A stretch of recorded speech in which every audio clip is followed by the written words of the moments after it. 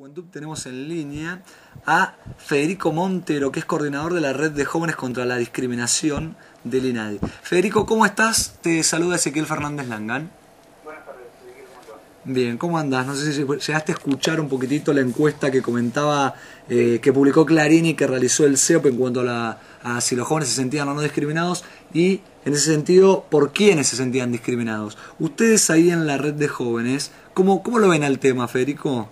Bueno, mira, la encuesta que vos mencionás, sí, nosotros la tenemos conocimiento de esa encuesta y además reafirma una encuesta más general que hizo el INADI, el área de investigación, que es lo que se denomina el mapa de la discriminación en Argentina, que es una encuesta que recoge datos de las 24 provincias de nuestro país, donde se analiza la percepción de la discriminación dirigida por sectores sociales, por rango etario, etcétera, y lo que encontramos, digamos, que es un dato fundamental para desarrollar las políticas del INADI, reafirma lo que vos decís, digamos, ¿no? Que la condición de discriminación de los jóvenes se afirma sobre todo en lo que tiene que ver con las etapas de inserción de los jóvenes en las distintas instancias institucionales, como son, por ejemplo, digamos, porque la juventud en sí misma, digamos, en cierta forma es una etapa de transición en la cual cuando la persona se forma, adquiere su estatus de ciudadano, ingresa al mercado de trabajo, transita por instituciones escolares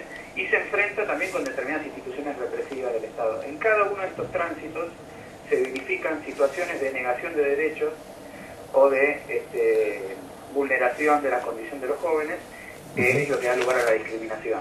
Entonces, en lo que es el acceso al trabajo, en general vos hacías mención que era una de las es uno que más aparecían.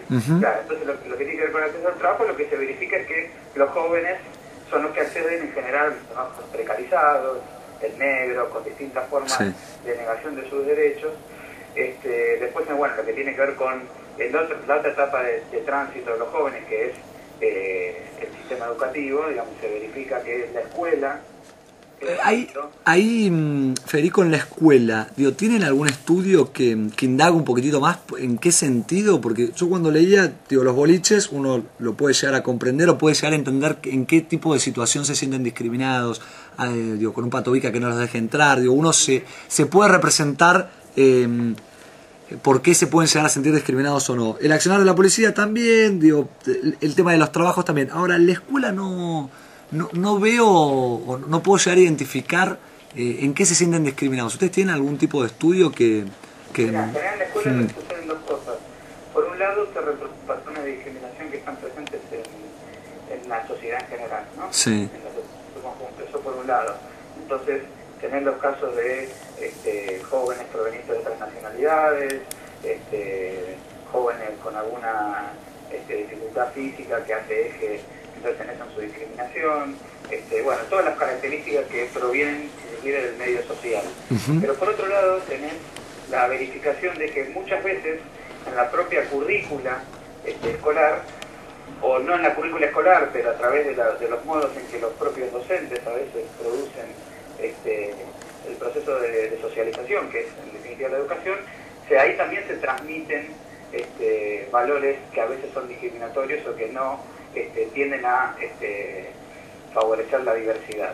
Entonces muchas veces lo que nosotros hacemos desde el INADI es trabajar con los estudiantes, pero también con los docentes, de manera tal de que en el proceso ese de socialización, la inculcación de valores, porque la educación no es solo una serie de contenidos en el sentido de información que la gente recibe para formarse, sino que también de la mano de eso hay una serie de valores, ¿no? Sí, tal cual. Uno de los trabajos más importantes que se hace desde el INADI, del área de capacitación, es trabajar con los docentes para que en los modos de producción de la educación se tenga en cuenta el respeto por la diversidad, la no discriminación, la vigencia plena de los derechos de los jóvenes. Ahí te pregunto, Federico, ¿tienen muchas denuncias en el sentido de, viste que últimamente todo lo que es tribus urbanas o que los jóvenes se agrupan en diferentes, se identifican de diferentes formas? ¿Tienen muchas denuncias, de peleas entre diferentes grupos? Por el tema más general, todo lo que tiene que ver con las tribus urbanas, viste que hay diferentes formas en donde los jóvenes se agrupan. ¿Tienen muchas denuncias en ese sentido? ¿O cómo ven el tema? Mira, en realidad ese tipo de denuncias en general, después es difícil digamos, porque muchas veces se producen denuncias donde evidentemente hay dificultades, pero después es difícil verificar que se trata efectivamente de una situación de discriminación, ¿no? Al final lo que suele suceder con lo que vos denominas como tribu, digamos que son modos de construcción de las identidades de los jóvenes. Tal cual, exactamente. Nosotros tendemos a tener una política que tiende a entender las cosas de esa forma, ¿no? A entender que los modos de la construcción de las identidades de los jóvenes son diversos. Entonces lo que hay que pensar es que no por ser diferentes, digamos, tienen que ser desiguales. Nosotros lo que trabajamos cuando se produce una situación de esas características, donde hay un conflicto o entre distintos grupos de jóvenes en función de alguna instancia institucional o la propia institución con relación a algún grupo de jóvenes, se procede a lo que es la instancia de mediación.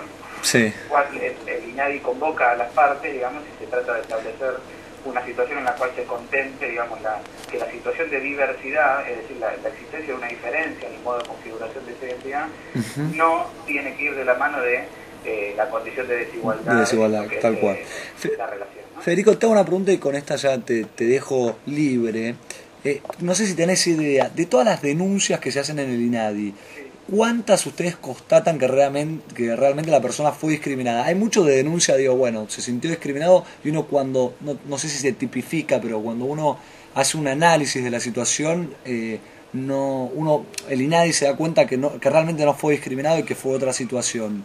¿Tienen una medición? Digo, Mira, en realidad ahí lo que hay que tener en cuenta, digamos que en realidad, por un lado, digamos, efectivamente existe una ley nacional contra la discriminación que establece las situaciones concretas donde se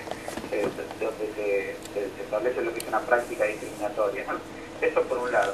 Pero por otro lado, lo importante que hay que destacar acá es el rol que tiene el INADI, digamos que el INADI no tiene un poder de policía en el sentido de que donde aparece una situación de discriminación, sino lo que hace el INADI es sencillo, digamos, por un lado instala la discusión en el seno de la sociedad respecto de una serie de valores que tengan que ver con la diversidad, la igualdad de derechos, etcétera, y por otro lado recibe denuncias, que esas denuncias las tiene que elevar a la justicia, que es la que actúa en el caso que se verifique un delito.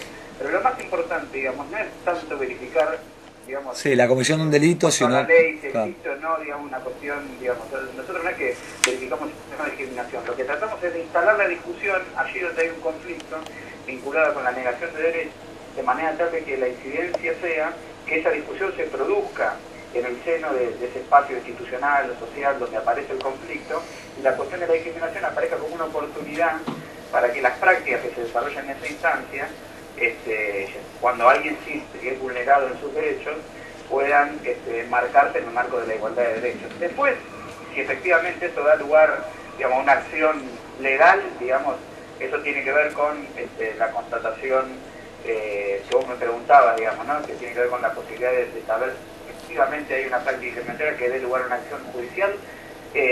No es la mayor, no tengo el dato exacto, pero no, está bien, lo importante sacar acá, digamos, es que si una persona, digamos, se siente discriminada, por más que después, digamos, eso no dé una acción judicial, lo importante, digamos, es que evidentemente ahí hay una práctica que hace sentir a esa persona discriminada, y lo importante es instalar la discusión en ese ámbito sobre la necesidad de establecer una igualdad de trato y la vigencia plena de la igualdad de derechos. ¿Entiendes cuál es el punto? Sí, se entiende perfectamente, Federico, y creo que la audiencia te habrá entendido perfectamente.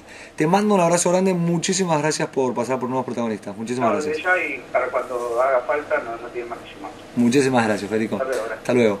Bueno, hablábamos con Federico Montero, coordinador de la Red de Jóvenes contra la Discriminación.